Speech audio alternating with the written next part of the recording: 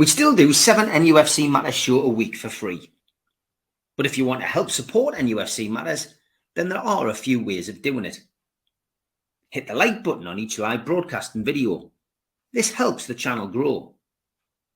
Hit the subscribe button and select the all notifications bell so you don't miss a single show. If you want to help us financially, then you can join the channel using this button with the membership starting at $1.99 a month. Or you can drop us a donation in the chat using a super sticker. We're also looking for sponsors. If you'd like your brand advertised on the flyers for the show and featured during the ad break, then email John at nufcmatters.com to arrange today.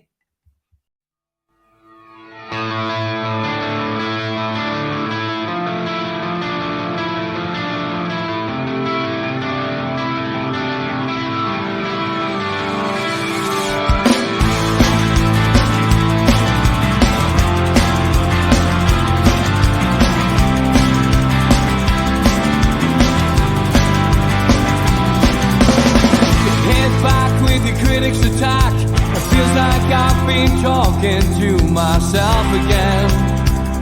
But it's the only way you're ever gonna learn. You look back and it's all in the past. I'm dwelling on the thoughts I cannot say to you. Hi, and welcome along to NUFC Matters. It is Those Were the Days with George. Hi, George. Hello, Steve. Good to see you, mate. Which year are we going back to today? 97, 98. Fantastic. Over to you, George. Okay. 97, 98. Best way to describe it is a year of transition. I mean, the ins and outs with Dalglish as manager were colossal. I mean, just to quickly go through some of them. I mean, it's two whole teams, one whole team out and one whole team in. I mean, coming in, Kitzbauer, Bayrol, Given, Aaron Hughes, Stuart Pearce, Alexandra Pistoni, John Dahl Thomason, John Barnes, Ian Rush, Andres Anderson, Gary Speed, Paul Robinson, Nicholas Stabizas. I mean, that's a tremendous turnover of players, but sadly on the way out are some big talents like Beardsley and Steve Harper and David Ginola, and the biggest John Beresford. But the biggest one for me and caused the most controversy. Although Tino Faustino went as well. And of course, the biggest one, I think, that upset a lot of people was Les Ferdinand going to Spurs. Irony was that a couple of days after they'd agreed that deal, Shearer got his massive cruciate ligament injury, and he was out for ages. They tried to pull the plug on Ferdinand's transfer, but Spurs wouldn't have any of it. So, season of transition, to put it mildly, had its highs, had its lows, as you'll see as we go through. But what was happening elsewhere? Well, in music terms, we had Believe by Cher, No Scrubs, TLC, Angel of Mine, Monica, and Heartbreak Hotel, Whitney Houston, with Faith Evans. Some nice music, but not all nice style, I'm afraid. And at the cinema, well, The Adventures of Elmer Fudd, American Beauty, Drive Me Crazy, and Mystery Alaska. Again, not many of those would be on my list of favourites. Right, back to the football. There's the squad. How that changed over this particular season. There's already people on there that I've just mentioned disappeared in that a shirt that I particularly like. That's quite nice. Lots of friendly at the start. PSV Eindhoven, Derry City, the goalkeepers' jerseys. Yeah, I think they always have a style about the goalkeeper's jersey at Newcastle, which I quite like. It's not one I would buy, but certainly I can understand why people that like the position or like the player would buy it because they're quite stylish and quite warm, of course, I think, as well. I think we might have a programme for one of the friendlies with Birmingham City. I tried hard to find out what that game was about because it's an unusual place, but a good warm up, I suppose, and then we have a one with Chelsea as well to follow that, which again, great warm up.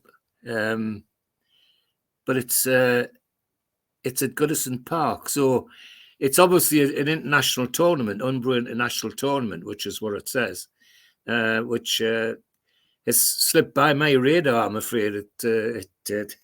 In any event, the games we drew, and then we go on. We have a friendly with Ajax in Holland, Bradford City back at Bradford. And then Juventus come to St James's Park as well as a season opener. So that's quite a list of tough games to get them started. First game of the season away to Sheffield Wednesday, and Dalglish picks, as you'd expect, a team which is laden with the people he's brought in.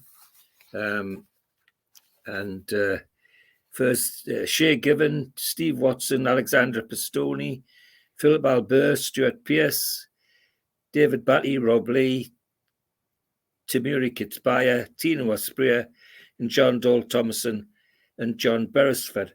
That's the 11, and by now we're up to 5 subs. So we've got Pavel, we've got Steve Howie, Aaron Hughes, Peter Beardsley, and Brian Pina on the bench, which is fascinating. 36,000 at this opening game of the season at St James's, and we welcome Sheffield Wednesday, who are not one of the top teams, but certainly a team that won't give things away. With David Pleat still their manager.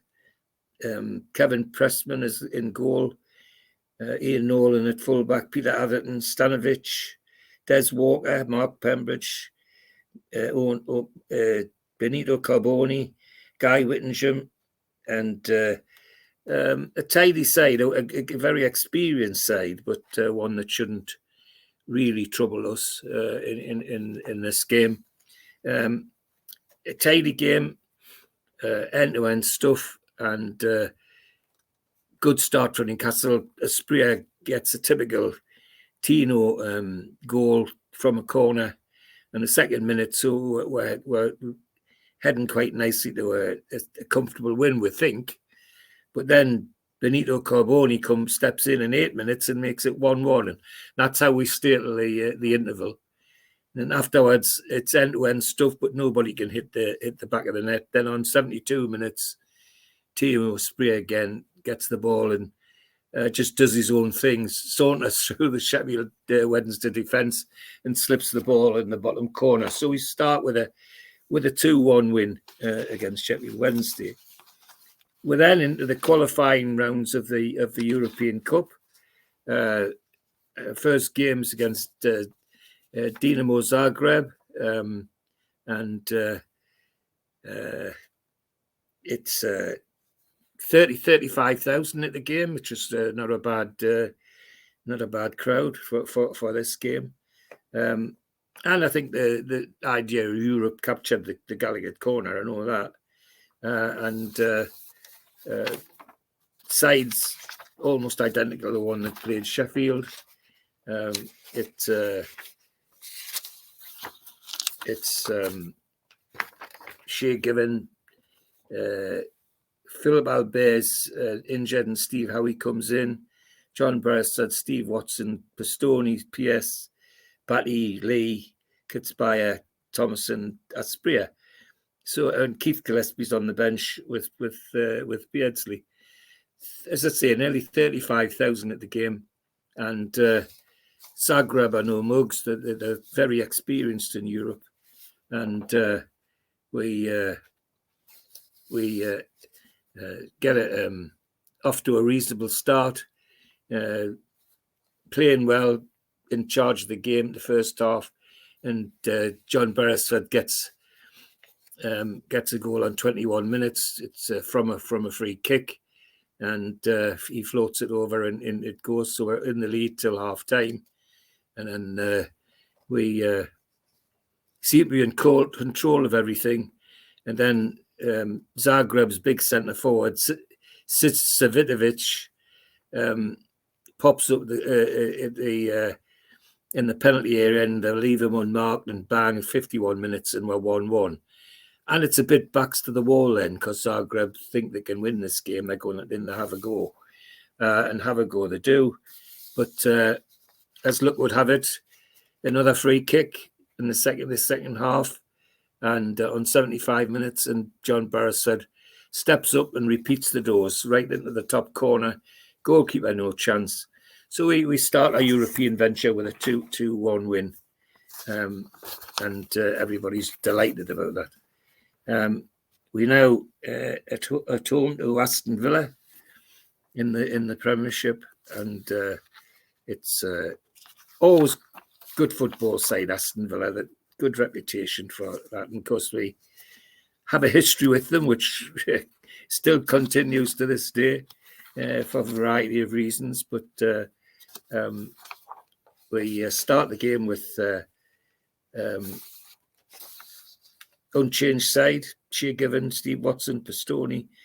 Albert's back because he's free of injury, and Steve Howie's just drops to the bench. And the other thing of interest for us is the debut of Ian Rush, having just signed for Dalglish as well. So 37,000 in the ground for Villa's appearance, which is good, which is nice.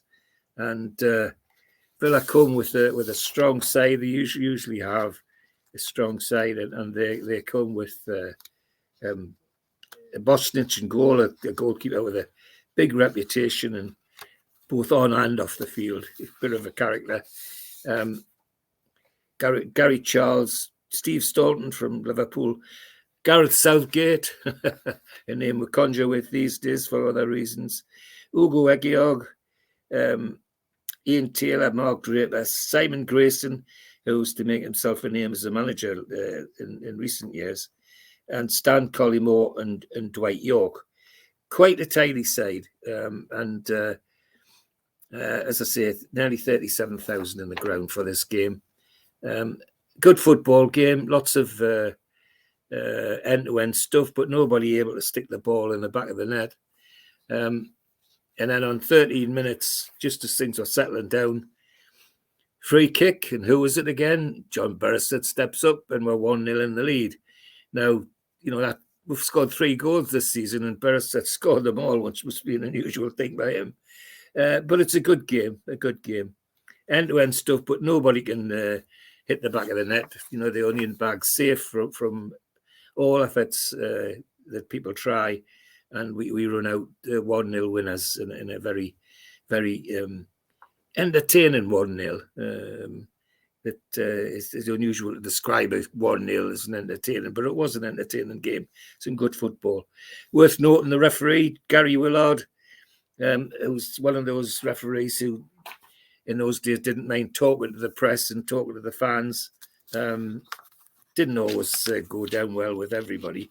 Certainly not with the Premier League higher ups. They'd rather he kept quiet. But anything controversial, he was at least prepared to answer questions where other referees just wouldn't entertain it.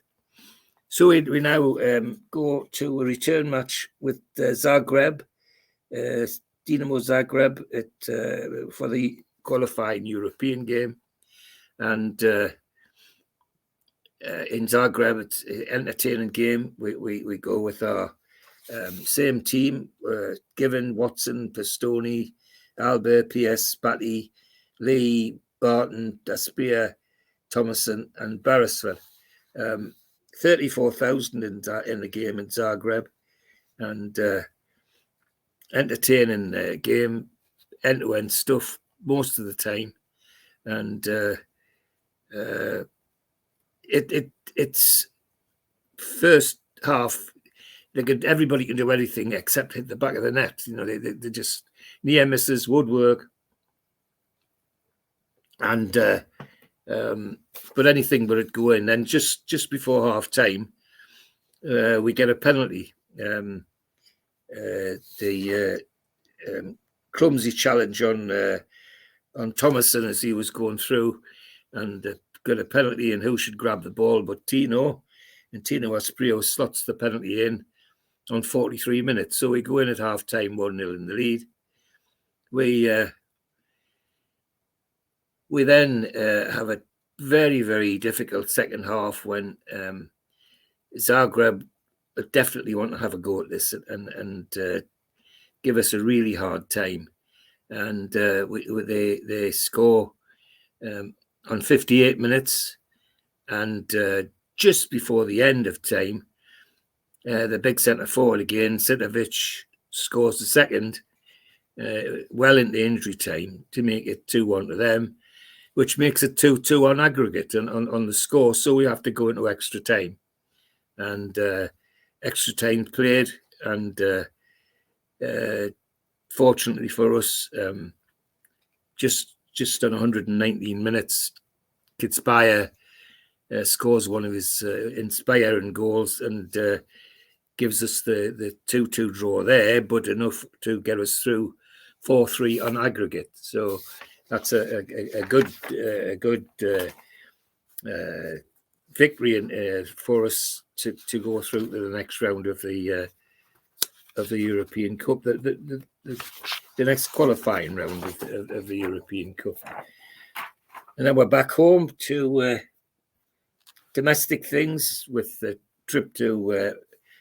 visit to Newcastle from Wimbledon. Now, the one thing you can always say about the Wimbledon games is that it's going to be a tough one, and they're not going to give anything away. They're always up for the game, and they're usually characterful with it as well. And we same side, given Watson, Pistoni, etc. Albert, Rush stayed in, and the bench has changed slightly with Shaka Hislop, Darren Peacock, and Aaron Hughes now on the bench, and 37,000 in the ground for this, and we. To say we get an end-to-end stuff with always with Wimbledon, lots of hard challenges, and things look like going badly for us because Carl Court, the big centre forward, nods them in the lead from a corner 2-0 at 2 minutes rather, and then we're feeling uncomfortable. Then just when we're not expecting it, on 32 minutes, Warren Barton has a shot deflected into the net and makes it 1-1 for half time. So we're feeling more comfortable now, and we can feel the nervousness in the Gallagher corners disappeared a little bit. But when we come out after the second half, Wimbledon just decided to have a go at us. I mean, and we didn't respond the way in which we should. And on 59 minutes, Chris Perry scores, and then FN Akuku on 76 minutes makes it 3-1. And we never looked like coming back into this game. Wimbledon took it too easily, in my opinion, and other opinions as well. Lots of concern about the way, not about just about the loss, but the way we lost. So anyway, we get rid of Wimbledon, and then we have one of the most entertaining games we've seen at St James's for many a year. The next qualifying round of the European Cup, of course, and it's Barcelona. And what a night is my memory. Full house, of course, which was about 37,000 in those days because of the changes to the ground. And 7:45 kickoff. And I remember in those lights, I didn't think I would get, and I happened to be happened to be out the night before and bumped into an old friend from the club, Charlie Woods, who I remembered from my playing days. He's a lot younger than me, but we were there about the same time. And he said, "You going to the match, Joe?" I said, "Nah, I haven't got a ticket." He says, "Well, I've got one. Come with me." So I got to use one of Charlie's players' passes that he was still getting then. So watched the match from the paddock in reasonable comfort. Anyway, fantastic game with atmosphere to the match. We got same standard team with Dalglish, Given, Watson, Beresford, Albert, Batty, Keith Gillespie came in, and I think the thinking was there that Gillespie's speed would upset the Barcelona back four on the night, and so we went. A great game, but Star was Tino Asprilla. It was his night. On 22 minutes he scored, then from a penalty. Then on 30 minutes he scored, and just after half time, 48 minutes, he's completed his hat trick. So here we are, 3-0 up against one of the top teams in Europe. Some would say at the time one of the top teams in the world. And the atmosphere was just electric. Then, of course, top teams and big players don't lie down and surrender. Luis Enrique on 73 minutes made it 3-1. Then Luis Figo, 88 minutes, made it 3-2. And the next 5 minutes, which included injury time, it was backs to the wall. They really ran Newcastle ragged. And saw why they were one of the top teams. But a fantastic evening, a fantastic win, and what a performance from Tino, a one which people will talk about for years to come, as they still do. So the next game is back home and away to West Ham. It's West Ham, decent side. Our side's unchanged. 26,000 in the Upton Park, and with Harry Redknapp still the West Ham manager, Tim Breaker, Milosevic in goal, David Unsworth in the back, Rio Ferdinand, Ian Pearce, Steve Lomas, Ian Bergovic, Frank Lampard, Ian Dowie, John Hartson, Stan Lazaridis. A good footballing side, and a one that's not going to give anything away. We could do with a win now, and we're sitting about 8th in the league. If we're going to be serious about anything, we should be winning these matches. However, it's fairly straightforward first half with end-to-end stuff. Nobody really threatening the goal. Then just before half-time, almost the last kick of the match, John Bonds does one of his specials from the left side, cuts in and right across the penalty area into the far corner, and we'll go in at half-time 1-0 in the lead. And tries the mate. West Ham want to come back, want to have this game, but they can't make any impression on us. We're standing firm. So we go out 1-0 winners with that game, which is very satisfying, to say the least. We're then back home to a game against Everton, and we start with our usual side. It's unchanged from West Ham. We've Shea Givens, Watson, Pistoni, Pearce, Albert, Peacock, Albert, Batty, Gillespie, Robley, Asprilla, Thomason, and John Barnes, with Aaron Hughes, Shaka Hislop on the bench. 37,000 in the ground. A season when our average crowd, of course, because of the ground developments, had dropped from over 50,000 the previous 2 years to 37,000, which is about as many as the safety people would let in. A good game, entertaining stuff from both sides. But first half, not even I doubt if either goalkeeper felt busy. Had his shot to save, is my memory. And we went in 0-0. And the second half looked like it was going to go the same way. It was some good football, but from an attacking point of view, we were never ever going to score any goals. Then suddenly, 87 minutes, and the match was quiet, and the ball's flies into midfield without seemingly any purpose. And who picks it up but Rob Lee? 3 steps forward and whack, it's in the top corner of the net. 1-0 to Newcastle against Everton. And that's how it stayed. Everton never recovered from that. In fact, hardly had time to kick off again before the game was over. So a good 1-0 win against Everton. And we're now up to 7th in the league. We're now away to Chelsea. It's to Stamford Bridge. Again, always entertaining stuff. I think that's Gus Poyet on the front, who was to become our neighbours manager later in his career. Ruud Gullit is the manager at Chelsea now. 32,000 in Stamford Bridge for this game, and entertaining Chelsea side. De Hoy is in goal.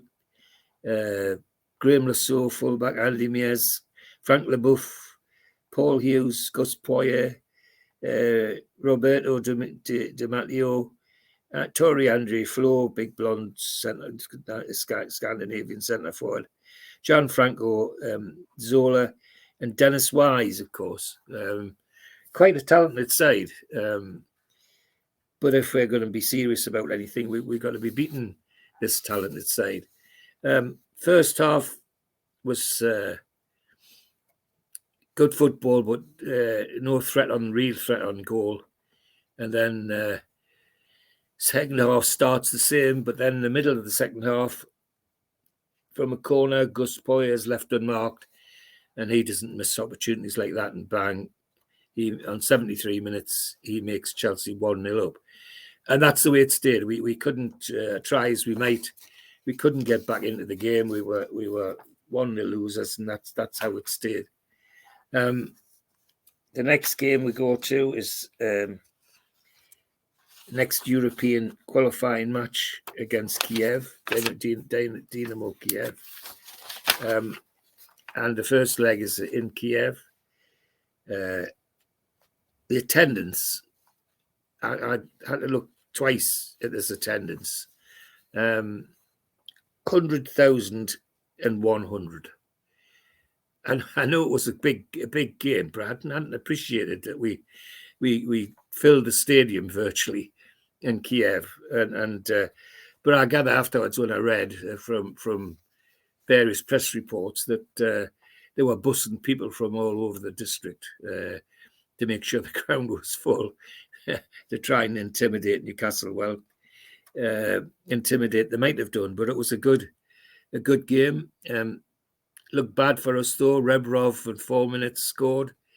Shevchenko on 28 minutes makes it 2-0 at half time, and it looks like we're down and out. And then start the second half, Newcastle a bit more lively, obviously taking some notice of the half-time talk. And on 78 minutes, we get a free kick. And who steps up to take it but John Barrett, and bang, it's in the back of the net. So then it's back to the wall for Kiev, because Newcastle decide to have a go.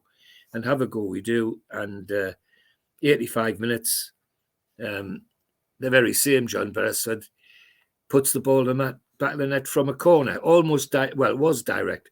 Touched the goalkeeper's hand, but it was going in anyway. An in-swinging corner. And we ended up with a 2-2 draw at Kiev. And a surprising 2-2 draw, because we started the game so very, very poorly.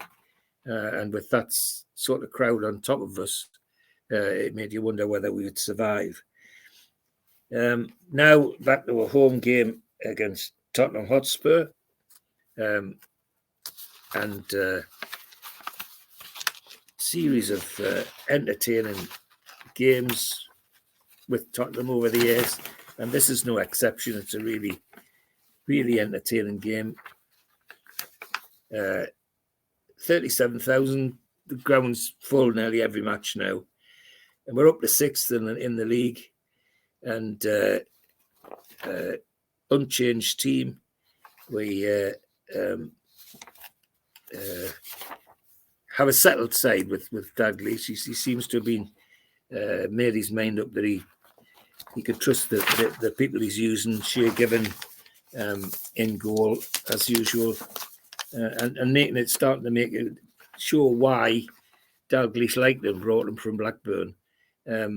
Watson, Beresford, Peacock, Howie, because Albert was injured, coming back from injury. Batty, Barton, Barnes, Urush, John Dole Thomason, and Tamiri Kitspire. And good entertaining game. It's good football, which you'd expect from a Spurs side, who are now managed by Jerry Francis, the ex-England midfielder and talented footballer. And it's entertaining enough, but nobody looks like they're going to score. And second half goes the same.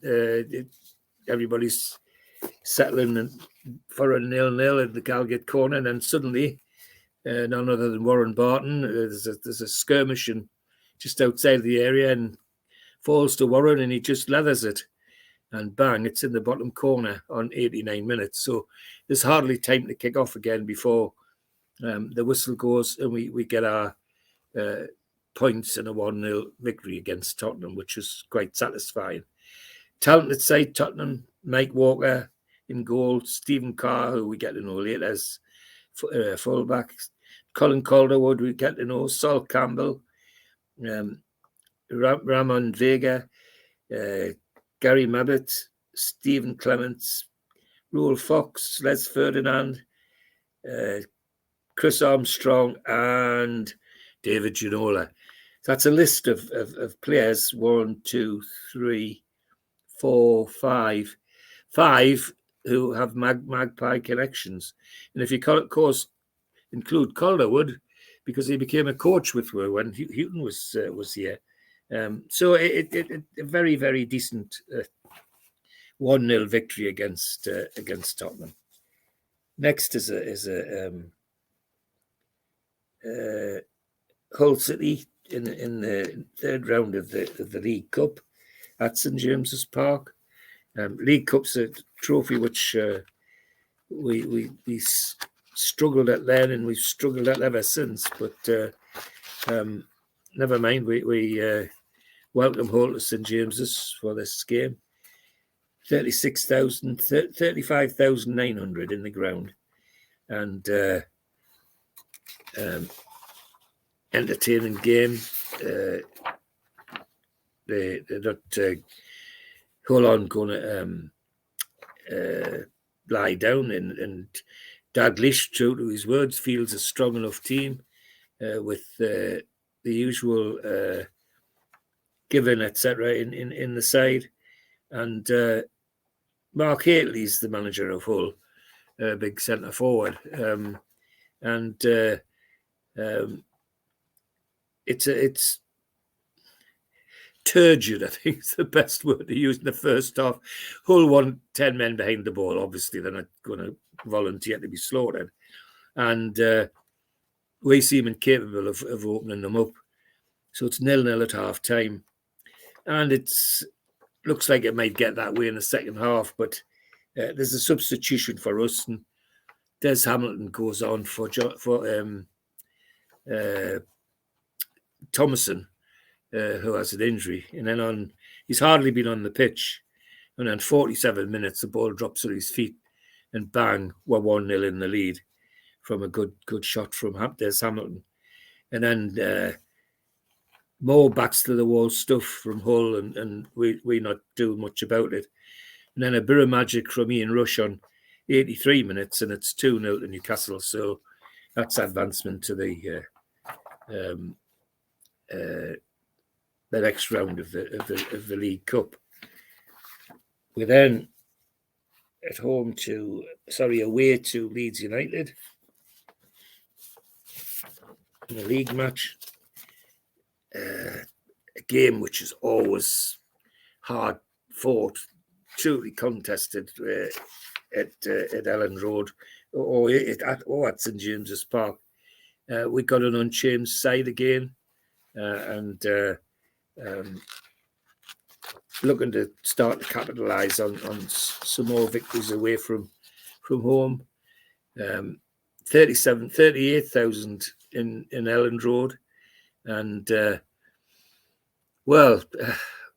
people expected it to be a good game and interesting. Well, it was, but not for the right reasons for us, because on 30 minutes, Rubero scores for them. Harry Kewell scores another on 38. And then on 43, just before half-time, John Beresford manages to backheel the ball into his own net. So we go in at half-time 3-0. It's just a disaster time. Nobody had expected this. And so we come out after half-time and think, well, maybe they'll get better. Well, they don't, because we're hardly out on the pitch. 47 minutes, and David Weatherall for Leeds makes it 4. And it looks like we're going home with a real thrashing. Then suddenly on 62 minutes, Keith Gillespie wakes up and goes down the right and cuts in, and bang, it's 4-1. Yes, we had a go after that, but never really looked like getting back into the match. It was absolutely disaster time. The team, our team's unchanged. George Graham, manager of Leeds now. Goalkeeper Nigel Martin, Garen Kelly, Halle, Robertson, Radovit, centre half, Weatherall, Alfie Haaland, whose son happens to be setting the Premier League on fire at the moment. David Hopkins, Bruno Ribeiro, Rodney Wallace, and Harry Kewell. Harry Kewell, very talented, speedy, tricky winger, lots of pace, good shot. And I think very famous, but I think he became more famous because he married a TV soap star while he was at Leeds. And 4-1 loss was a disaster. I don't know any other way to describe it. David Ellery, the referee, worth a mention. Well-educated, well-spoken, public school man, who again was prepared to talk about decisions, which didn't always endear him to the higher-ups. But that being so, he didn't seem to mind. But I know the fans enjoyed listening to David Ellery. I certainly did, because he was a well-educated character and able to able to stand the brickbats from the reporters and so on. So next we go into our next qualifying round of the European Cup, of the Champions League. In fact, it's Champions League round 3, I think, when in it proper. And PSV Eindhoven are the visitors. Also, we visit PSV Eindhoven. 29,000 in the ground. We send Dalglish sends an unchanged team, given Watson, Beresford, Peacock, Howie, Batty, Barton, Lee, Rush, Thomason, and Gillespie. It's a good game, and we're really giving the game a go. Sadly, on 38 minutes, Junk, the dangerous forward, scores and makes it 1-0 just before half time. Second half's entertaining, but we never looked like we'd score, and neither did they. It was good football, but not from a point of view if you're interested in goal scoring. So we come home with a 1-0 defeat, which isn't exactly a disaster, it's a platform to look at for the return leg, and a one which we should be able to claw back at home. Next game is Blackburn Rovers at home, and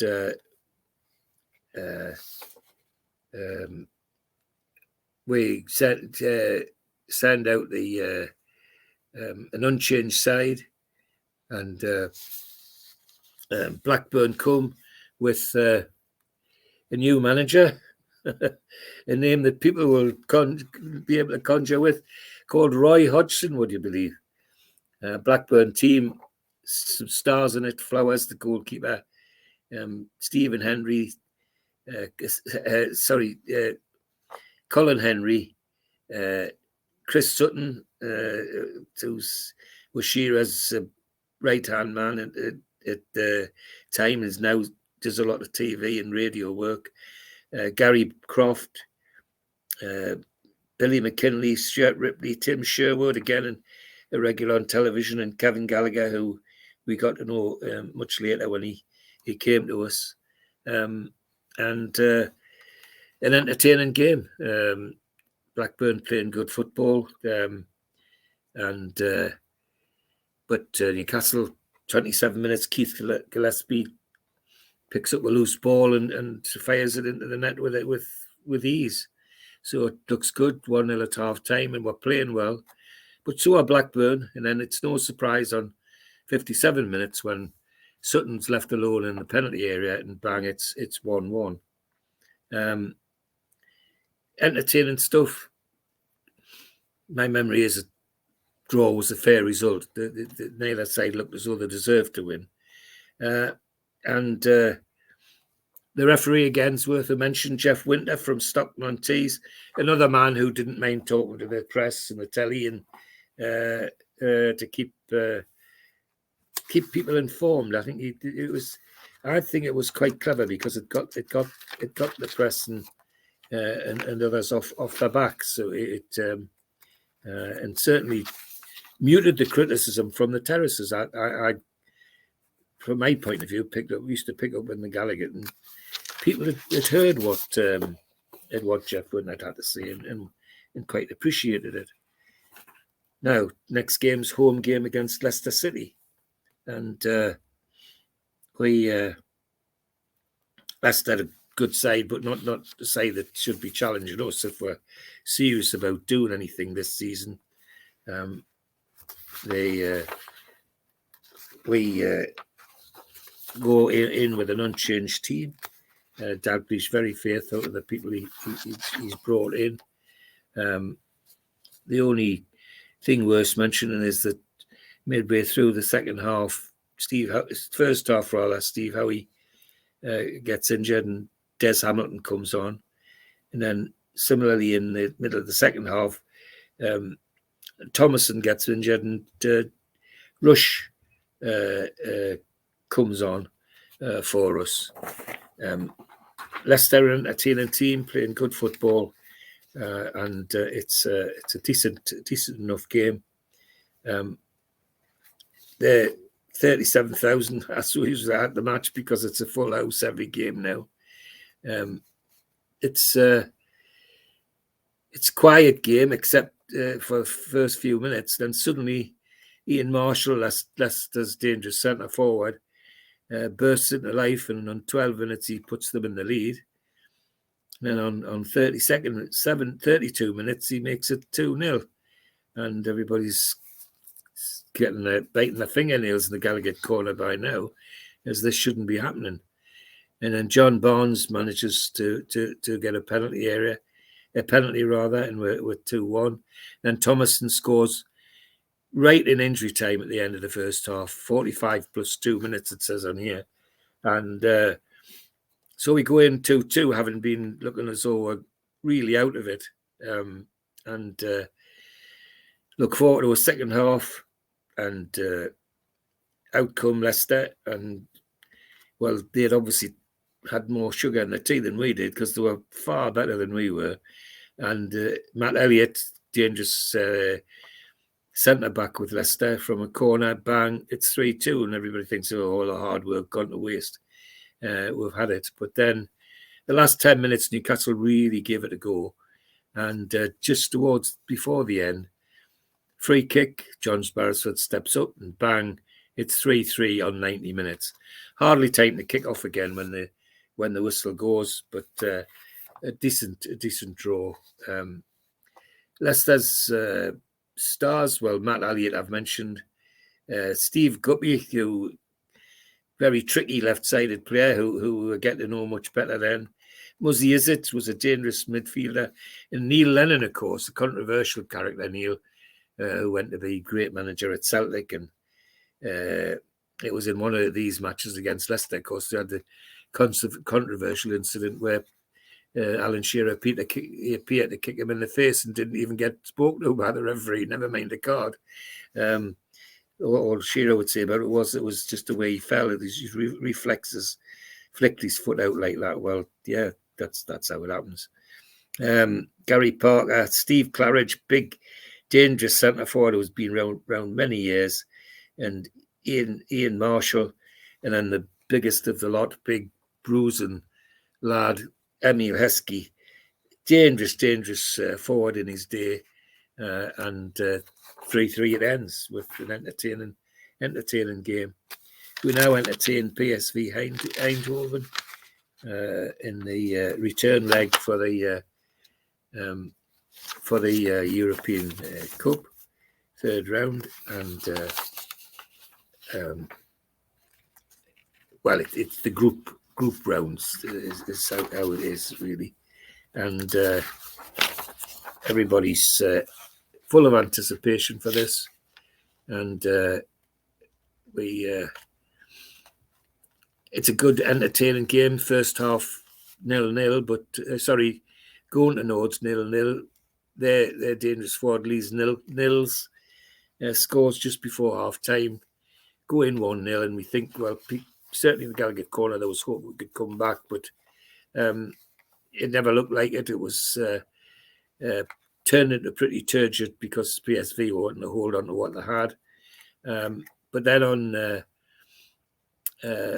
90 minutes, right, the last kick of the game, there was a corner, and Christy Build, a dangerous attacker, was on the spot to make it 2-0 just before the final whistle.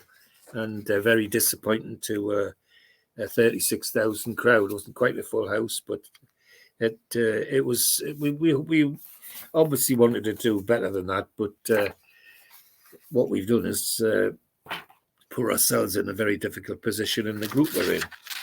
So our next game is at home, away to Coventry City, I think. Don't think we have a programme for that. It's now Coventry, good football inside, but if we are serious, that it should be a team that we are beaten. Anyway, we go to Highfield Road, 22,600 in the ground, and unchanged team for us, given Watson, Pastoni, Peacock, Albert, Batty, Gillespie, Lee, Kidsbuyer, Barnes, and Beresford.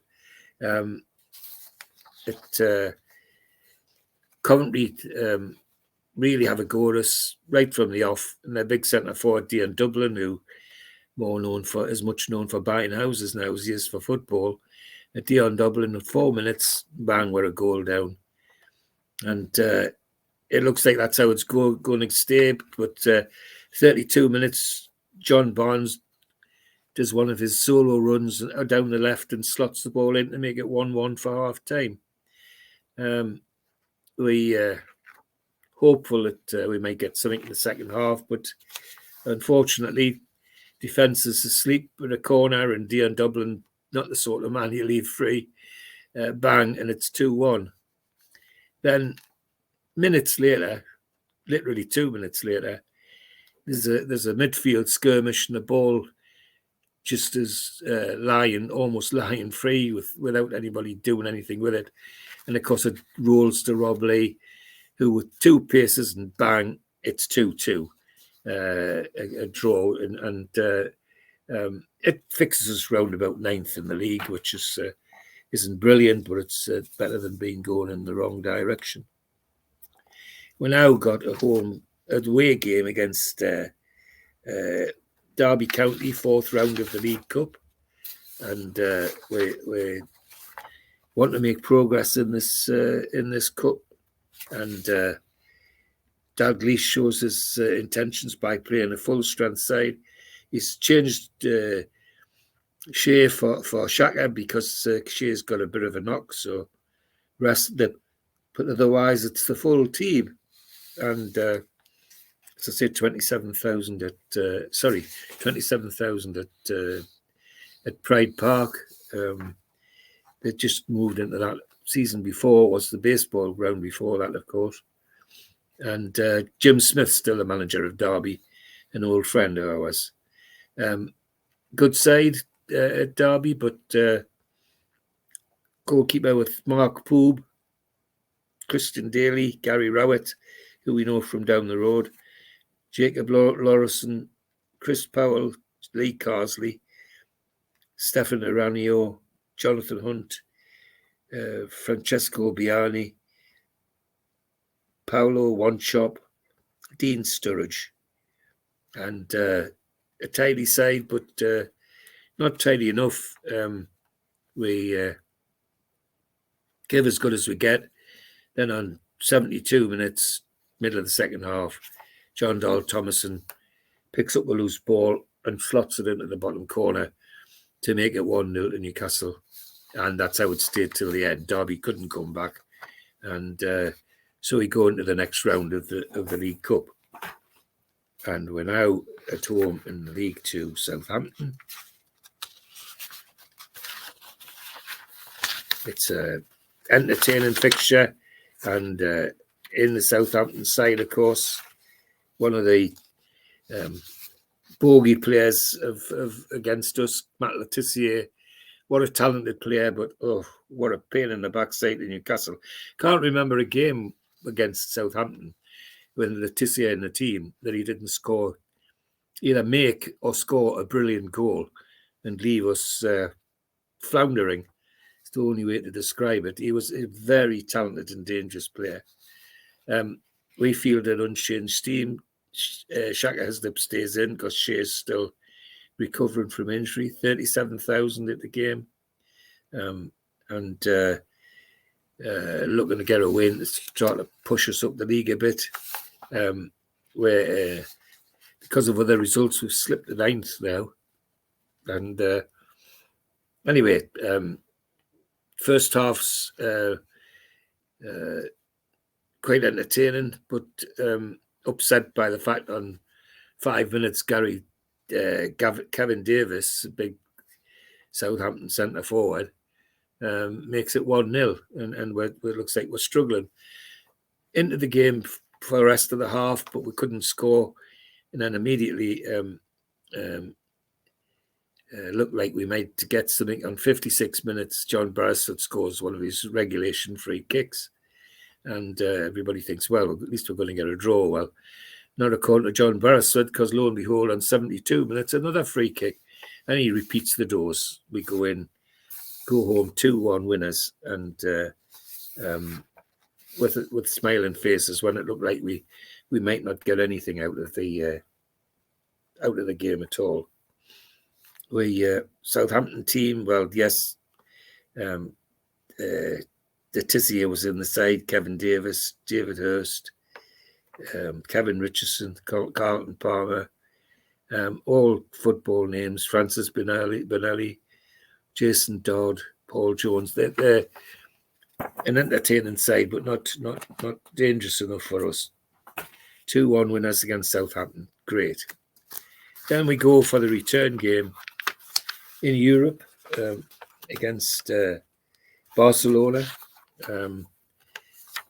This multi-talented side. However, we've shown we can keep up with them at home. Actually, it's worth mentioning their manager, Louis van Gaal, of course, who was at Manchester United not so long ago. And they almost identical team they played at St James's Park. Had Our side's unchanged. Shaka's still in the team because of Shea's injury. And disappointing attendance of this match. Only 25,000 in the new camp. That would look like a drop in the ocean at a big stadium like that. But never mind. To advance, we've got to do what we can to see if we can get an away goal, which is the best route through. But try as we may, it doesn't happen. Giovanni scores on 17 minutes for them, and that's how it stays till half time, and that's how it stays till the end. There's a 1-0 victory to Barcelona, and puts us at least off the. We're not rock bottom in the group stage at that time. There's others below us. So 1-0 to Barcelona, and then another entertaining game by all accounts, even though there wasn't the goal fest that there was at St James's Park. Right, Crystal Palace away next. Palace are a good side, but they shouldn't be bothering us. Is the best way to describe it. Same side, Hislop, Watson, Pistoni, etc. In the side, 27,000 in Sellers Park. Well, we have hopes that we'll actually get something out of this game. And lo and behold, right on the last kick before the end of the first half, Tamira gets by and makes it 1-0 to us. So it's looking good for it, and thinking that 3 points in the bag here. Second half, we come out, stays the same. We're still dominating, and John Joel Thomason scores on 63 to make it 2. And everybody's relaxed. Even the Gallagher corner was relaxed. The away supporters were relaxed, but too relaxed because on 67 minutes, a dangerous forward by the Neil Shipperley makes it 2-1. And then we've got 20 minutes of absolute desperate defending from Newcastle. But it worked, and we got the 2-1 victory that we were hoping for. Well, any victory, actually. We're then away to Bolton Wanderers.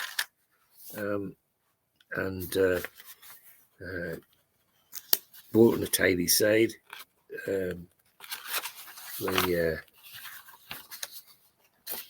But we should be beating sides like Bolton. Same side goes from Newcastle. Bolton, 25,000 in the ground. We're 8th in the league now. Bolton manager Colin Todd, the ex-England midfielder and Sunderland midfielder. And he can barely stand up because he's been not been well, but never mind. Colin Todd is a very talented player, and looked like he was going to be a talented manager, but he didn't last very long. A good first half. 22 minutes, Nathan Blake, their big dangerous centre forward, manages to score from a corner. So it's 1-0 to Bolton. And everybody's certain that we'll come out and give them a real go in the second half. Well, we do, but we just can't hit the back of the net.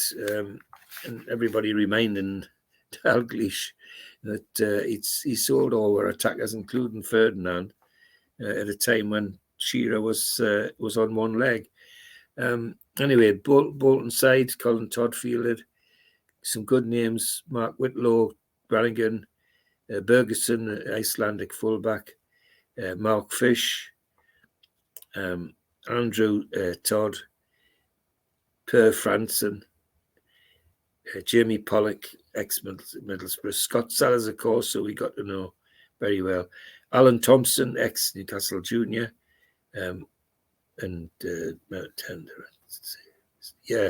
Tender at Burnside School in Wallsend, but didn't get on with the staff at Newcastle. I'm led to believe, and which is why he was sold. But a very, very talented player, was to make quite a name for himself by moving to Celtic and becoming something of a hero there.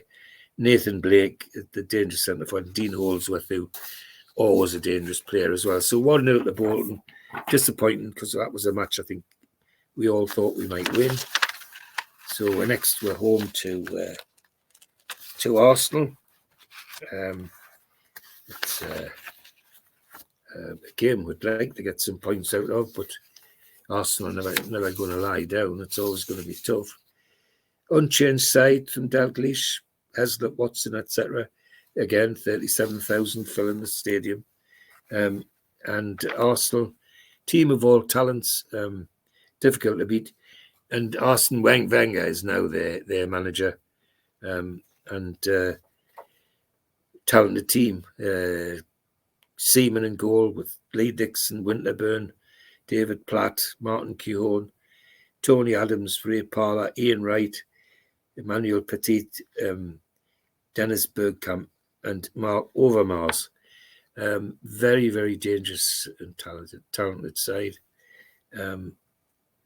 They also had Ian Wright, of course. I mean, if you go down that list there,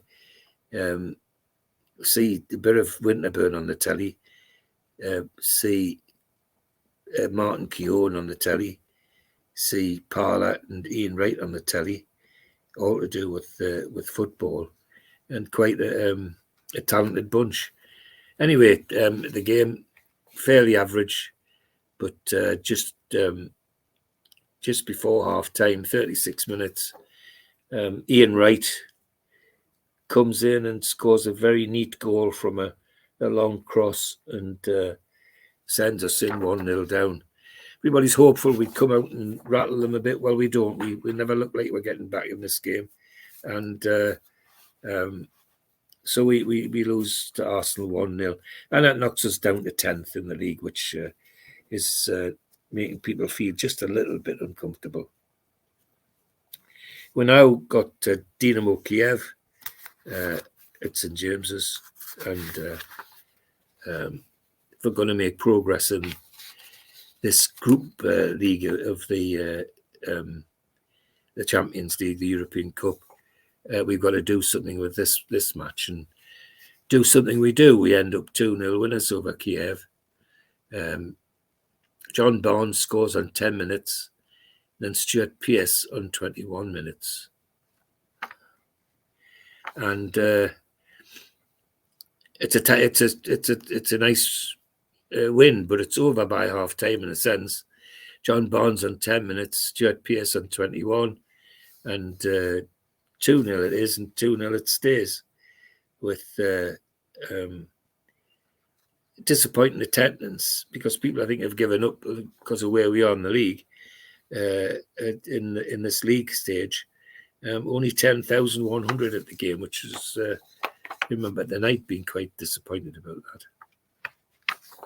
So 2-0 to Newcastle against Kiev, and puts us nicely into at least off the bottom of our league placement in that competition, because it's in the league phase now, and we now have Barnsley we're at Barnsley rather in the Premiership. Fairy tale Premiership for Barnsley. It's not it's a rarefied atmosphere for them. But nonetheless, they're never going to lie down. Always give Yorkshire grit a go, and that's exactly what happens. The first half is ours. Keith Gillespie, 2 goals, 44 and 49 minutes.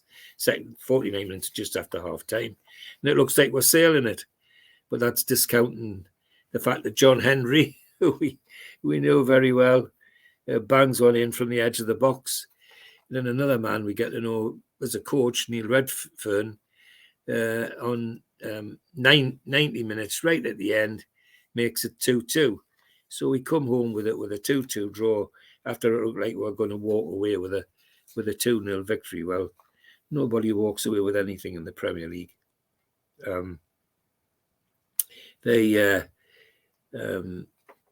Danny Wilson's the Barnsley manager, talented player, ex-player, and the team includes a number of interesting signings like Matty Appleby, who they bought from us, Andrea Moses, Darren Barnard, Jovan Boschnick, Neil Redfern, Eric Tinkler, and Ashley Ward. And as I said, not going to give anything away, so we have to put up with a 2-2 draw. But the game was ours if we just concentrated a bit more, I think. So the next game, we're home to Derby County in the Premiership. Full house, 37,000. And Dalglish again picks an unchanged side. Derby come with their team of talents, with Jim Smith now the manager, our ex-manager. And he's always his team will always fight to the end. There's never any question about that. And the team that identical to the one that we played when we went to Pride Park, with Dean Sturridge, one of the most dangerous players. I wish I could say it was a good game. Well, it wasn't. It was a 0-0 draw, and a very, very boring 0-0 draw on the 17th of December. It was cold, and so was the football. So the best little said about that, the better. No one distinguished themselves in that game.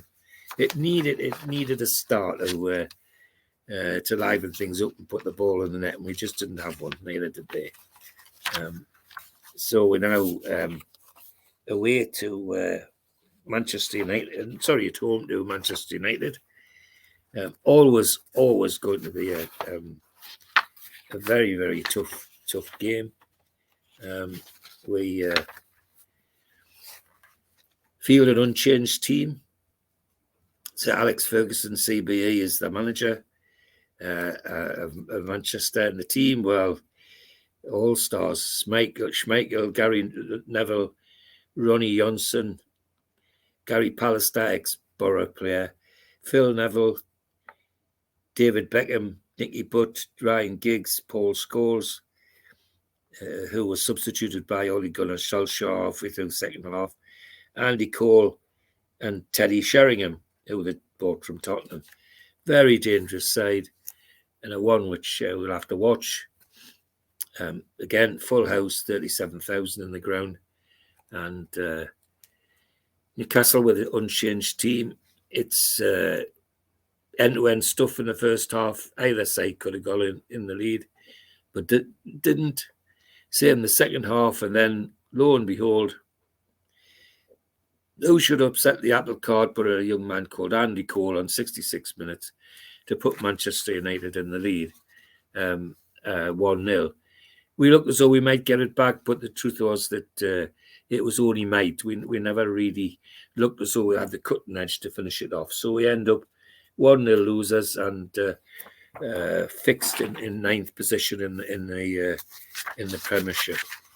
We now have an away game in the Premiership to Pride Park, to Derby. Jim Smith, still a manager, and a good side, a good entertaining side with Jim Smith, and a hard side with the likes of Dean Sturridge and One Chop and Biani in the forward line. It was always good.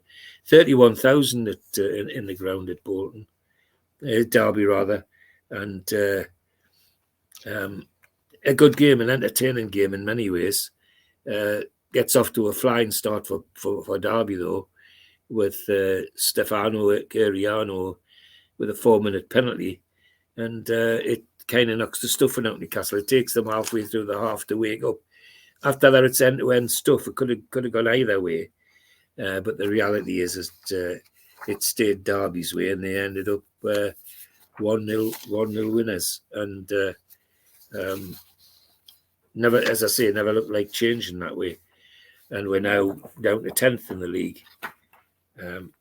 So we then have a home game against Liverpool, and everybody's hoping that we make some sort of recovery in this match. Even though Liverpool are being touted as possible title winners, 37,000 in the game, full house again. Roy Evans is Liverpool manager. Their side, well, names people will remember: David James in goal, Jim Harkness, Dominic Matteo, Paul Ince, Leon Hodgson, Jason McAteer, Steve McManaman, Jamie Redknapp, and Robbie Fowler. And Jamie Carragher was on the bench that day. Newcastle giving it a go from the off, and indeed looked very promising when Steve Watson puts were in the lead on 16 minutes. Then unfortunately on 31 minutes, Steve McManaman scores a goal to make it 1-1. And then just before half time, 43 minutes, he does one of his mazy dribbles to score a second and take them in 2-1 in the lead. And 2-1 is how it stayed. The home crowd really doing their best to try and wind Newcastle up, get things going, but didn't happen. And have to suffer with a 2-1 defeat against Liverpool and slip to 11th in the league, which is something our owners at the time didn't particularly want.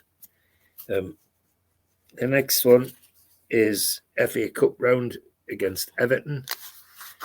We want to make progress in the FA Cup. It's a popular tournament with the Newcastle faithful and Gallagher Corner and so on. And disappointing thing for me on this game was the crowd.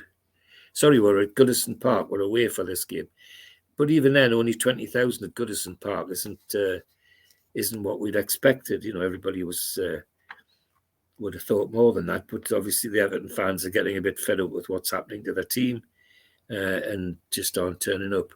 Howard Kendall, ex-star player, was the manager. Talented team, even though they're not doing very well. Thomas Meher, the goalkeeper. Tony Thomas, Klaus Thompson are the fullbacks. With John Oster coming in as a substitute, Richard Dunn, and very big centre half, centre back, Colin Taylor, Michael Ball, Tony Grant, Nick Barnby, and Danny Cadamatri, who was another talented player. So they had quite a talented side. However, Newcastle from the off give this one a go. They're going to frighten Everton if they possibly can. And to a certain extent they did. But we just couldn't interpret that into goals in the first half. So it was 0-0 at half time. Then similar things happened in the second half. And I think Ian Rush had decided he'd seen enough and set to about getting a goal. And he was just magic after the sort of the middle of the second half. And he ended up scoring on 67 minutes, a beautiful goal. And I think from my point of view as a spectator, one of the best games that Ian Rush played for Newcastle United was that one. So we make progress in the cup. So we're now into the League Cup again. 5th round at Liverpool, or Liverpool come to us rather. 34,000 in the crowd. Liverpool with Roy Evans manager, unchanged side against us as he had in the league game. One slight change. He puts Phil Babb into fullback rather than Johansson, and it's talented team: Paul Ince, Leonardson, McAtee, McManaman, Redknapp, Fowler, and really a struggle for us to beat this team, and it doesn't look like it's going our way. But 0-0, we hold them out at half time, and lo and behold, that's how it ends. And we think, well, maybe we'll get lucky in extra time. Well, we didn't, because Michael Owen on 95 minutes and Robbie Fowler on 143, which is just before the end of the game, both scored, and Liverpool go ahead with a 2-0 victory, which, as I say, was disappointing in the fact that they managed to hold out all that time, and to end it in that way seemed a bit harsh. But never mind, end it we did. And the next game is a home game against Sheffield Wednesday in the Premiership, and having had quite a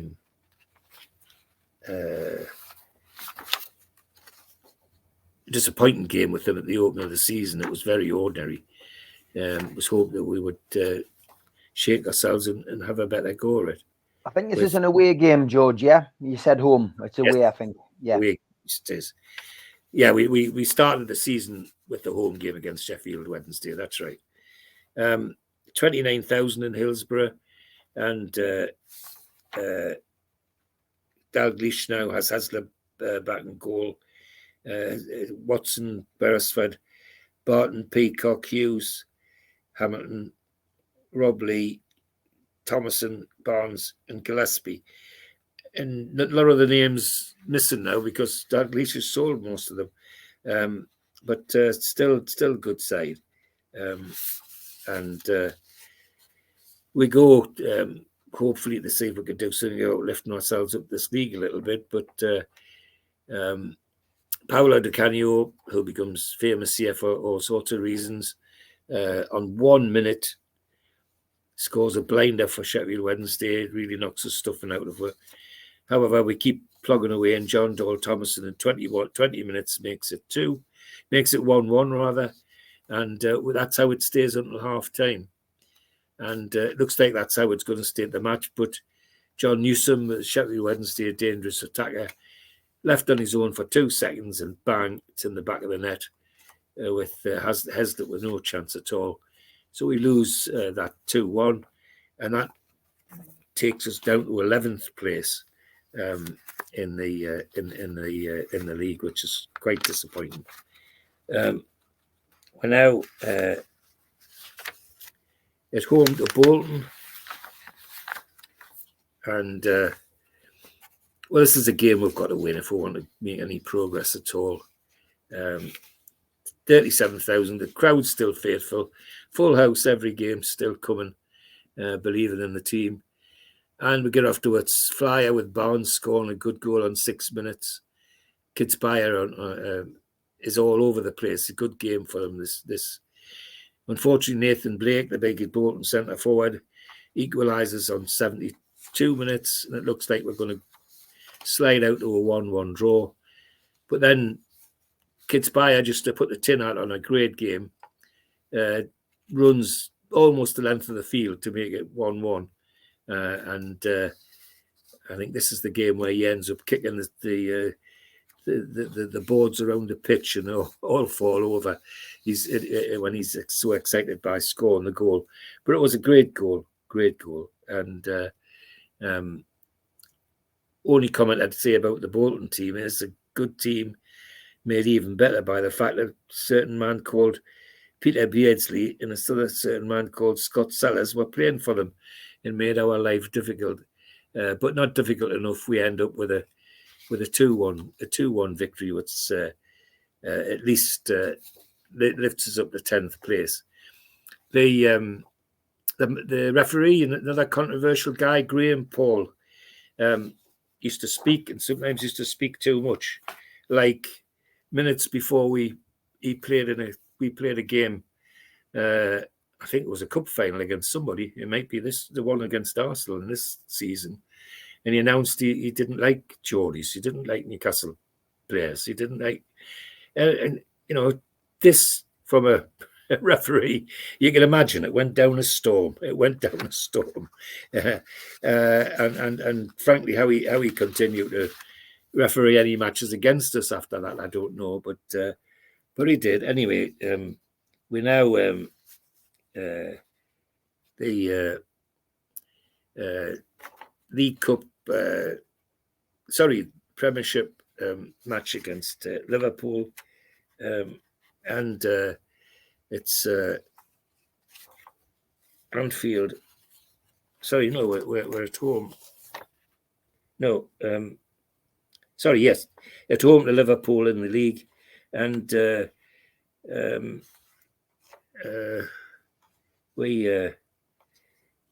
we need to start winning some games, but it isn't happening for us. I've just checked. It's Liverpool away, isn't it? It's Liverpool away this one. Liverpool not at home. Away, yes. Do you need us to go to the ads, George? Are you? If you like, Steve, that would be quite nice. Thanks. We'll go to the ads. A big thanks to all our sponsors: Skips and Bins, telephone 0800 25 45 25 3, email inquiries at skipsandbins.com, website skipsandbins.com, easy contract free and pay as you go waste collection. Thanks again to Mr. Vicky's Sauces, handmade in Cumbria. If you'd like to order some, then give them a call on 01768 210 102. Go to the website, mrvickys.co.uk, or drop them an email, info@mrvickys.co.uk. A big thanks to United Group Travel. They're a family firm based in Morpeth with pickups throughout the Northeast. No strangers on our tours, just people you haven't met yet. They've got a presence on Facebook and a website, unitedgrouptravel.com. If you want to make a booking, give them a call on 01670 632 460 or mobiles 0791 666 4174 0795 71 41654. Thanks to Darren Baldwin Funerals, independent funeral directors. Let us look after you in your time of need. They're based on Old Durham Road in Gateshead, and you can contact them at their website, darrenbaldwinfunerals.co.uk. Email darren@darrenbaldwinfunerals.co.uk, or give them a call, 0191 478 2730. A big thanks to Media Arts for all the help with the technical side of things. And a big thanks to New Workwear. You can find them at newworkwear.com. If you want to help the channel, hit the thumb up to subscribe, hit the subscribe button, and share to your other social media. You can also pay a one-off fee of £25 to get a scarf, a cup, a pen, and a membership card. Go to the website, nufcmatters.com, and click membership, or put your smartphone over this QR code. We also support the food bank on this channel. If you want to make some donations virtually, go to nufcfansfoodbank.co.uk and make a donation today. We're also a podcast on Spotify, iTunes, and other podcast providers. Just search NUFC Matters. I'm also a part of the Northeast Footy Brekkie Show. You can listen to that Monday to Friday, 7 till 9 at thetuneuk.com. We've also got an event coming up next year. It's in January the 19th at the Tyneside Irish Centre. It's an evening with Nobby Solano. Tickets are available on Voucher for £20. Don't forget, Supermac and Gibbo do every pre-match at Louis Liquor Store. It's free entry, children welcome, and there is great food by Fed's Fried Chicken. They're usually on pre-match and sometimes post-match at Louis Liquor Store. Okay, we're back with George. Those were the days. Over to you, George. And a Liverpool game, which is always going to be entertaining. They've given us a bit of a run around this season, and this game no exception. Dalglish fields an unchanged team again, and it looks like it might go for this time. 37,000 in the crowd, full house again, and Stevie Watson on 16 minutes gives with a lead, and everybody thinks, well, we're off to a flyer, but the fact is that McManaman is on his game, giving us a turgid time down the left side of our defence, and on 31 minutes and 43 he scores goals to make it 2-1 to Liverpool at half time. And that's how it stays. Entertaining stuff as always against Liverpool, but we're not going to get back into this game in any way. The next game is a FA Cup third round at Everton, and everybody wants to progress in the league, in the cup, of course, and an entertaining game. Unchanged side again from Dalglish, and Ian Rush now playing some of his best games for Newcastle, in my opinion, and of course against his old enemy, Liverpool enemy Everton. Everybody's hoping that it might switch him on. Well, he has a good game. Only 20,000 in the ground at Goodison Park, but we're on form. We should be in the lead at half time, but we're not. 0-0. Then 67 minutes, Ian Rush pops up and does what everybody hoped he would do and scores. And then from then on, it's just our game. Everton never really into it, despite all that talented players and the fact that Howard Kendall was driving them on, the talented manager. But we get through to the FA Cup fourth round, and that everybody's more than delighted about that.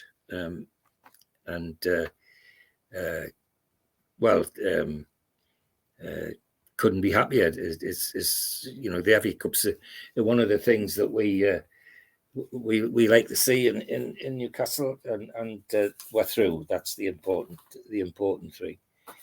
We now at home to Liverpool in the League Cup quarter-final. We'd like to progress in this one as well, but we're getting to know Liverpool so well with all these games, but they know us well as well. 33,000 in the ground, and 0-0 half time. Turgid 0-0 by Liverpool Newcastle standards, because always the games are quite entertaining, and so it goes to 0-0 at the end, and we have to go to extra time. And Owen scores on 95 minutes, then Robbie Fowler on 103, 2-0, and that's us out of the League Cup. But for the 90 minutes, very, very turgid indeed. Nobody put a stamp on the game from us or from them, and all the talent seemed to have been left in the dressing room. They woke up after extra time, but it was only Liverpool that woke up and dumped out the League Cup 2-0. And so we head to an away game at Sheffield Wednesday. We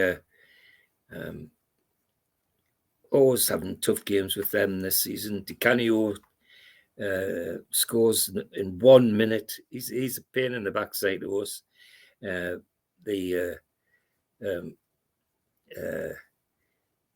Thomason equalises on 20 minutes, so people think, well, we might get something out of this. It's 1-1 at half time. Our side's unchanged. The Sheffield side, apart from bringing Di Canio and Newsom, their big centre forward, in, it was the same. 30,000 in Hillsborough, and then 51 minutes, Newsom, the man I've just talked about, scores to make it 2-1. And that's where it settles. We never look like we're even going to get back into this game. at all. It's disappointing, and we're now sliding down to 12th in the league and not looking good. And Dalglish coming under a certain amount of pressure from the fans at this stage, and people are starting to see where our talent had disappeared to and left us in such a mess. So we end up with a 2-1 loss at Sheffield, and we're down to 12th, as I say, which isn't going down very well.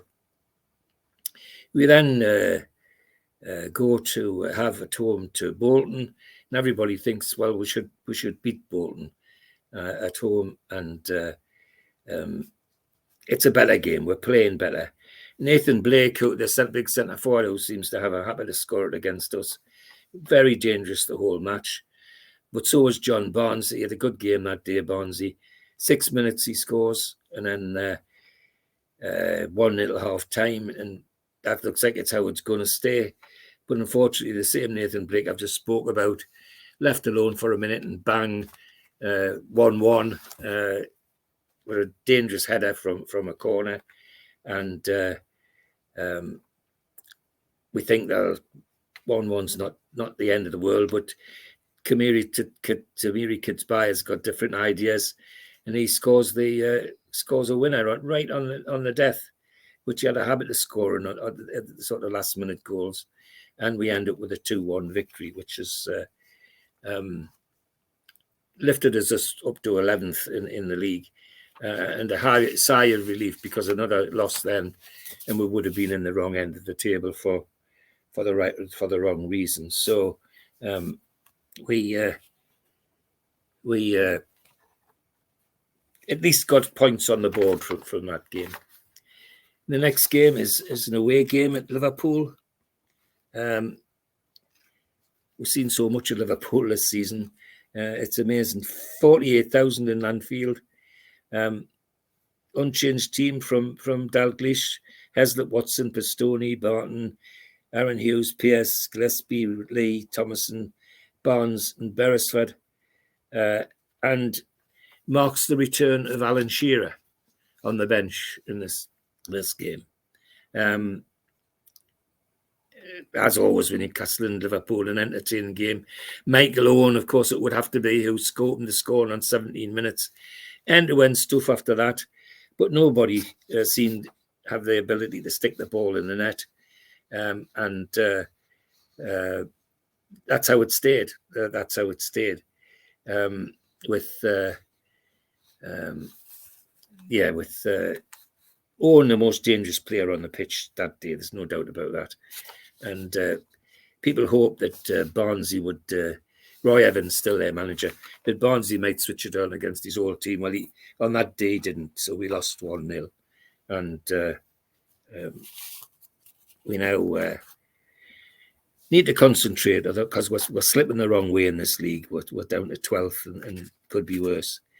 The next game is FA Cup, 4th round, and we're away to Stevenage, and we want surely we can make progress against this team, and Stevenage, just very tough non-league side, who have lots of former top players in their side who are on the way out, like Robin Trott and Steve Perkins, Dean Wordsworth, Neil Treble, and Simon Stapleton, all good players in the day, but on the way down. But they're not going to give us this game by any stretch of the imagination. It looks like it's going to go our way. We've got a change in the team, because Shearer's back and he's actually in the team. And in 3 minutes, he makes his presence known. Bang, we're 1-0 in the lead. And everybody thinks, well, and even those in the 8,500 that managed to get tickets thought that Stevenage were out. Well, they hadn't banked on the fact that we went into our shell. We started to defend far too soon, far too deep. And it wasn't long before we paid for it when their dangerous forward, Grazzoli, equalised just on a stroke of half time with a 1-1 draw. So that means they've got to come back to us and have a replay. And quite sad, really, that because it's more games.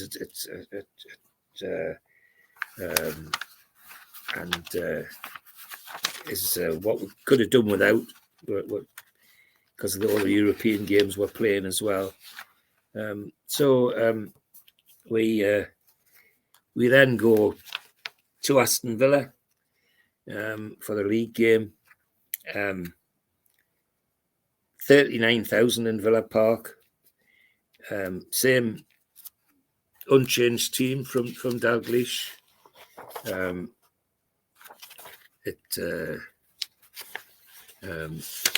He's been very faithful to the squad that he's got. In fact, in this season, we played nearly 60 games and only used 26 players. So that says something about how he felt about the people that were playing for him. Villa, predictable side, Bocnich, Egeorg, Southgate, Grayson, Alan Wright, Draper, Lee Henry, who's on the telly a lot now, Dwight York and Stan Collymores at Villa now. Good game, and good in the sense that we actually got into this game and looked like it was going to be a 0-0, but in 58 minutes, David Batty burst through from midfield to score one of his rare goals, and a good goal it was. And we come home with a 1-0 victory, and we're celebrating the fact that we're now 10th in the league. We're actually going up in the league, and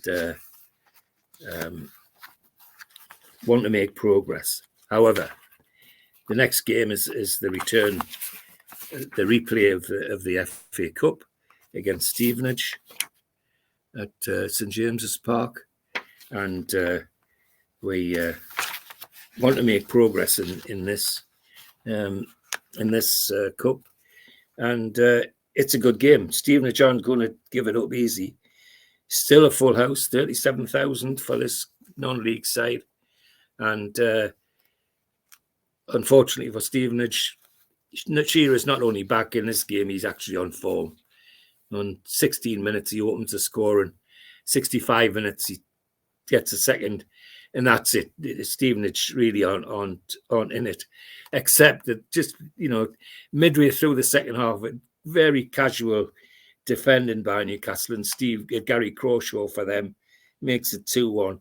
They give us a bit of a fright, but the reality is that we went through fairly straightforwardly against Stevenage in the end, into the next round of the FA Cup.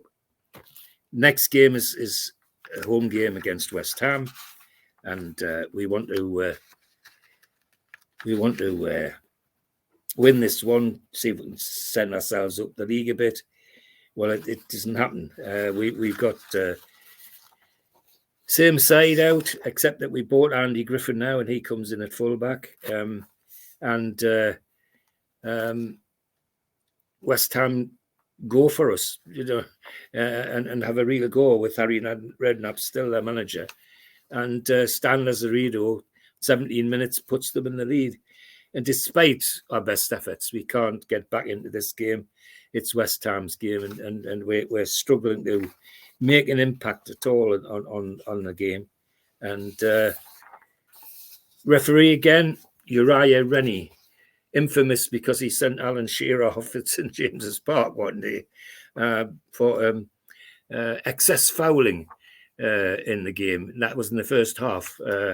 And Shearer disputes that hotly, and so does everybody else that was at the game. 37,000 again, in the ground. So the fans haven't lost faith. So that's quite interesting. Now we're off to have a match against Tranmere Rovers in the fifth round of the FA Cup. And again, full house, 37,000. We field an unchanged side. No, we don't, because Shea Given's fit again, and he's back in place of Shaka Heslop.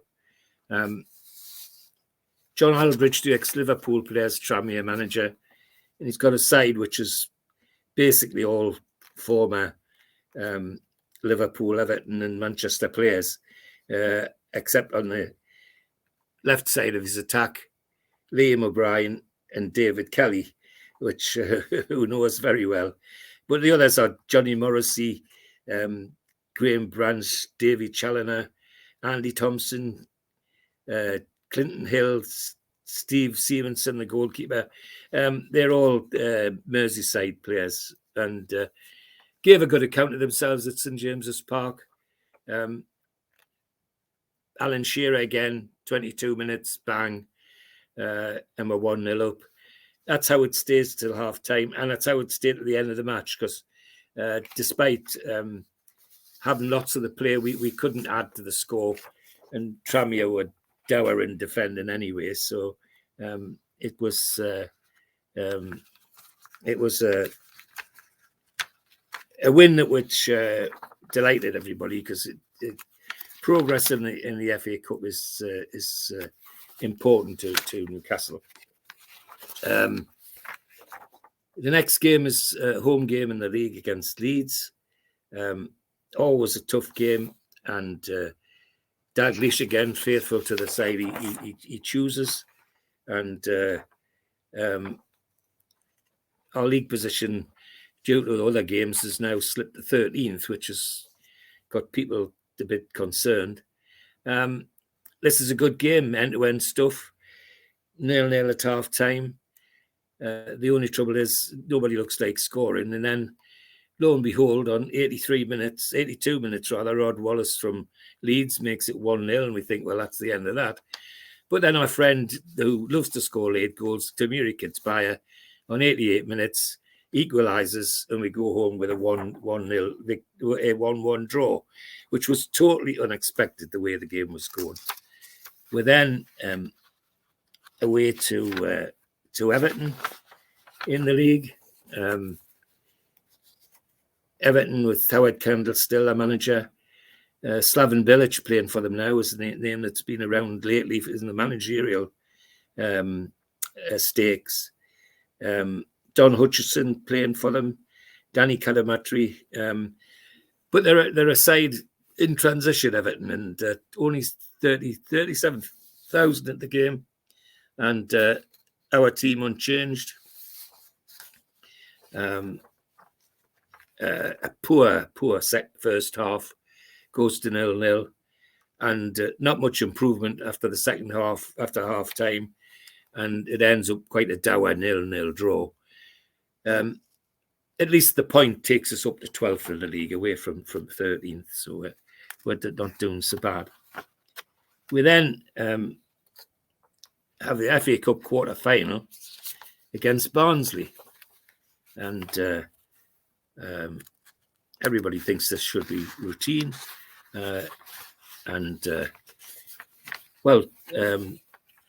routine it is. It's thanks to a good display by Gary Speed. A great game by Gary Speed in this game. 37,000, full house again, and we feeling an unchanged side for this cup quarter-final. Barnsley never really in it at first. 16 minutes Kidsbuyer, 27 minutes Speed, and then 57 minutes, just to give a bit of a scare, Andrew Little of Barnsley makes it 2-1, and then right at the death, David Batty, 90 minutes, makes it 3-1. So we go into the semi-final of the FA Cup with a 3-1 win, and a game which we played very well, actually. I remember it very well indeed. We're next at home to Coventry in the Premiership. Again, 37,000 filling the ground. the fans never lost faith, but you could tell they were giving Dalglish some stick. Gordon Strachan is the Leeds manager. Dion Dublin now plays for them instead of Aston Villa. And Darren Huckabee, an ex-Magpie, playing for them as well. We need a win. We're slipped to 15th now in this league. But really, Gordon Strachan's team was set up to get a draw, and that's what they did. What a miserable game against Coventry it was. It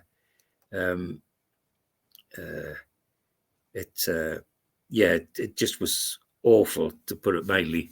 And a little draw that didn't excite anybody in the ground. And of course, all it did was cement the fact that we were 15th, where we didn't want to be. And next, we're at home to Crystal Palace. The good footballing side. Foreign manager Lombardo at Palace. And they have a decent side with, but he's also a player manager as well. And Matt Jansen is their dangerous attacker, and so he proved on that day. Lombardo himself scored on 14 minutes, and Jansen 23 minutes to put them 2-0 in by half time. 77-minute Shearer scores what turns out to be a consolation. We battered them for the rest of that game, but just couldn't get an equaliser, and so Palace went home 2-1 winners, and we're now uncomfortable in the league, looking at the wrong end, with away game at Southampton next, yes, the Southampton. A team we should be beating, but on this day, not going to happen, sadly. And of course, with Letizia in the side, it's less like only 15,000, of course, at the Dell tiny ground, and we're sitting 15th in the league. And 47 minutes, it looks from Rob Lee. It looks like we might get a victory in this into the second half. First half was 0-0, disappointing 0-0. Second half, things woken up, and Rob Lee on 47 minutes makes it 1-0 to us.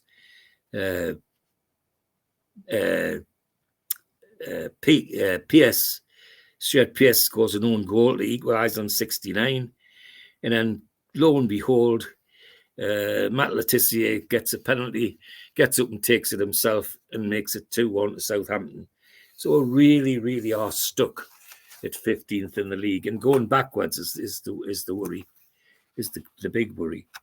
Now, away to Wimbledon, nobody expects us to get anything at Wimbledon at all. However, the team, 15,000 at the game, really give it a go, and it's yet another 0-0 though. That's the trouble. Too many 0-0s. And the crazy gang, as they were called, were all there. Sullivan, Cunningham, Perry, Gale, Kimball, Ardley, Earl, Roberts, Hughes, and Leyburn. And our team unchanged with Shea back after his injury, still ploughing away. And they dug their heels in and got a point. But all that did was cement our place as 15th in the league. And now FA Cup semi-final against Sheffield United. And everybody's hoping for something to cheer us up, because our league form has been darned really poor. It's not very good in this game either. I wasn't at that game, but talking to my family that were at Old Trafford, it was really very ordinary in the first half. Came to life a bit in the second half. And the man that set it alight, of course, was Shearer. He was on form in the second half. Had several shots cleared. And then on 60 minutes, bang, scores the winner to send everybody home. happy. 53,000 at Old Trafford for that semi-final, which is surprising because normally they're full house. And everybody to thank Shearer for his for the goal that's taken us to another cup final. And well played, Alan, on that day. We're now away to Arsenal in the league, and they're playing really out of their skin at the moment, which is the last thing we need. And a loss would sink us down the league. And that's what's going to happen. Nicholas Anelka, who's playing out of his skin on 41 minutes, then 64 minutes. And then Patrick Vieira on 72 makes it 3-0. And we're really out of that game. A game we were never really in, which was quite disappointing. 39,000 in Highbury. And Warren Barton on 79 minutes gets a consolation, but that really is all it is, because we never looked like taking anything out of this game from Arsenal. In fact, the only way to describe it is they coasted to a 3-1 victory, which sent us down the league even more. We're 16th now and really going in the wrong direction. At home to Barnsley, must win this one. Barnsley giving us some good games, but shouldn't be knocking us about at this level. And sure enough, we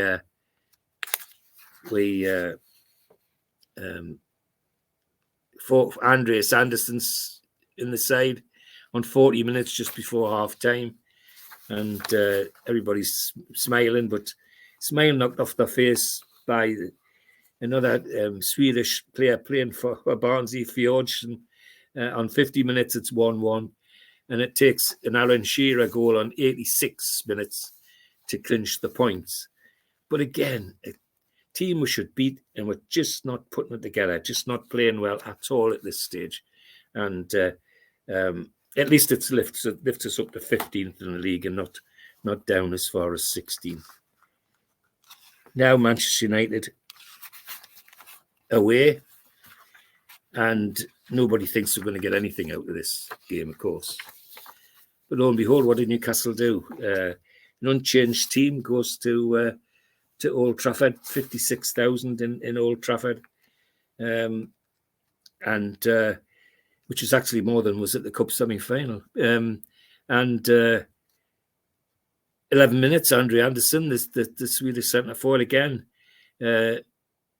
1-0, and we're playing really well, giving them a tough game. Then a Beckham free kick on 38 minutes makes it 1-1, and we all expect the storm after half time. But our side hangs on, digs in, and really gives them a good game. One of the best away games that we played that season. That we look like we're having a go. And Manchester United, of course, with Ferguson still the manager. Schmeichel, Neville, May, Pallister, Irwin, Neville, Beckham, Butt, Giggs, Andy Cole, Teddy Sheringham. A team of all-stars. And to get that point was really something. But it's cemented as 15th in the league. Now, away to Tottenham. And again, a game that we're not expecting to get anything out of, and we don't. It's from start to finish, we're never even in this game with our unchanged side. Not doing very well at all. There seemed to have been a loss of spirit somehow in the squad. Philip Albert comes back into the side, and people think that might book things up, but no, it's 36,000 in White Hart Lane, and Klinsmann, German international centre forward, 31 minutes makes it 1-0, and then you had to believe it, didn't you? We just sold as Ferdinand to Spurs, and on 73 minutes he reminds us by scoring the second, so they win 2-0. But the disappointing thing was not to even be in the game from the start. We really never looked like being in the game. 2-0 to Spurs, and we're now stuck at 15th in the league, and we're now Leicester City away. Away. Again, a game we should be thinking about winning. 22,000 at the game. Leicester, good football inside. Martin O'Neill is now the manager, who made his name at Leicester. Absolutely good football, but nobody looked like it. I don't think either goalkeeper had a save to make. Either Kelsey Keller or Shea Given had a save to make. It was such some great football, but absolutely shot shy, I think is the only way to describe it. And nothing of any note that comes to mind, other than the fact we get a point out of it, which seals our position at 15th, and we're not getting any worse. But it's bad enough. It's bad enough. So we now have home game against Chelsea, and this is going to be easy. People think that we're going to lose this and slip even further down the league. Well, we don't. It's a good game, really entertaining game, and we get a full house, 37,000 as we could, and Chelsea side, talented side with a new entrant at fullback, of course, someone we know called Xavier, who played with us a little while, which was an interesting sojourn for him, not so much for us, I don't think. And Gianluca Vialli is of course in the side, and Mark Hughes. So talented team, and we think we're going to get a hard time. Well, turn things on the head. Typical Newcastle. 39 minutes, Nicholas Dabizas puts us in the lead. 42. Rob Lee makes it 2-0 at half time from a free kick. And then after middle of the second half, where we've been playing exceptionally well, Chelsea's really not in it. Gary Speed scores a typical Gary Speed header from a corner to make it 3-0. And then Robert Di Matteo gets a consolation on 80 minutes to make it 3-1. And a win that really we needed. We've got a cup final to go to, so we've got to find some form from somewhere. So 3-1 against Chelsea. And more importantly, or as important, it shoots us up to 13th in the league, which we're absolutely heaving a sigh of relief about, because it looked like we were heading the wrong direction altogether. And then now the next league game is at Blackburn, the last game before the cup final, and we still want to win this, because the league position is still important in the sense that it's a morale boost to the team for Wembley and for the fans as well, and it looks tidier if we're not stuck down there. Anyway, we go to Blackburn, but unfortunately it isn't our day, and Chris Sutton on 88 minutes makes it less of a day by making the win. The only thing of note after that was that the fact that Damien Duff, who we were to get to know very well soon, not long after, had a brilliant day. He was a thorn in our side from the start to the finish, and they had the goal on for Chris Sutton just before the end of the match. But apart from that, we weren't in it. It's another game where I can't remember as many games where we seem to be out of the game before it even started. There just was. It felt like there was something wrong in the dressing room, and the fans let Dalglish know about that. Roy Hodgson, still manager of Blackburn then. Anyway, a 1-0 win, and we end up the season 13th, which was better than it might have been had things gone the way they were going, and so many 0-0s. And the last game, of course, cup final against Arsenal. Well, I was at this one with Neil and his mates. I was the driver in a big car. And a game we didn't turn up to. It was disappointing.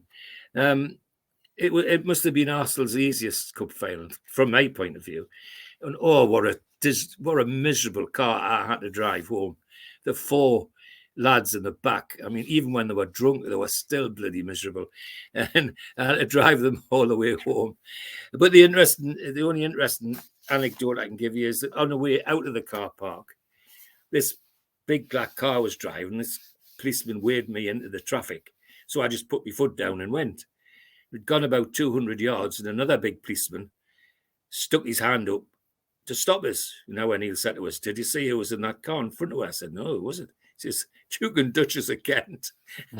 I'd driven into the royal party without knowing. And this copper turns us into this garage, old bus garage, surrounded by coppers, some with guns. Open the windows. "What you doing there? What did you do?" I said, "Well, your mate waved us on." And I just done what I said. Bearing in mind, I've got a Northumbria policeman in the back of the car with his warrant card and saying nout. And so they give us the 3rd degree and then let we out the back of the garage to let one away. And I said to the lad that was in the back of the car, "When were you going to tell them you're a cop?" He says, "Oh, I was waiting for them to get their rubber gloves on to do an internal search." I said, "You cheeky sod." Anyway, a transition season. Lots as you can see, lots to talk about because I've gone on so long. But not all of it happy. There's a sense in the crowd that there was something wrong behind the scenes at Newcastle that season. And I think history tells you that clearly there was. There you are, Steve. Great stuff as always. Great stuff as always, George. It was, yeah. Good research, mate. And look forward to the next one. Until then, mate. Okay. Take care. Thanks, Steve. Thanks for watching, everybody.